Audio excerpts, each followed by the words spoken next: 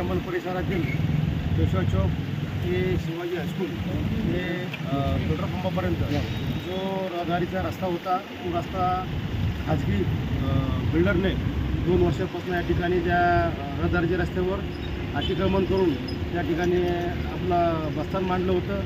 आणि या आजूबाजूला या रस्त्याच्या आजूबाजूला तर आपण बघितलं तर हॉस्पिटल, पेट्रोल पंप, लहान मुलांची शाळा अशा अनेक गोष्टी या ठिकाणी आहे।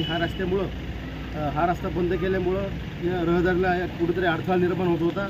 म्हणून या परिसरातील नागरिकांनी अनेक वेळा माननीय नगरपालिकेलाही त्यांनी पत्र दिलं, परंतु त्याची कुठल्याही प्रकारची दखल न घेतल्यामुळं इथल्या नागरिकांनी आणि इथल्या गैरसुविधा बघितल्यामुळं मराठा महासंघाचे जिल्हाध्यक्ष अरविंद देशमुख यांच्या नेतृत्वामध्ये महानगरपालिका आयुक्त यांना निवेदन दिलं, उपायुक्त यांना निवेदन दिलं।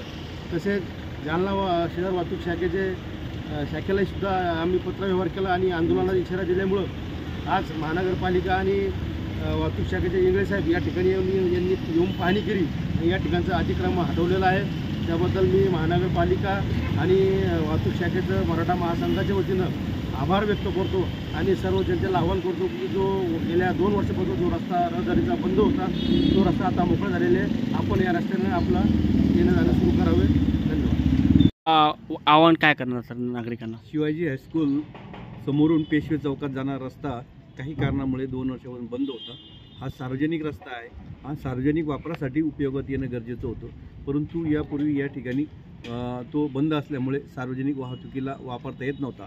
आता हा रस्ता खुला झालेला आहे, तरी मी सर्व नागरिकांना आवाहन करू इच्छितो, हा सार्वजनिक रस्त्याचा सर्वांनी वापर करावा, जेणेकरून इतर मार्गावरील वाहतुकीला अडथळा निर्माण होणार नाही व ते सुद्धा सुरळीत लवकर आपल्या इच्छितस्थळी पोहोचेल।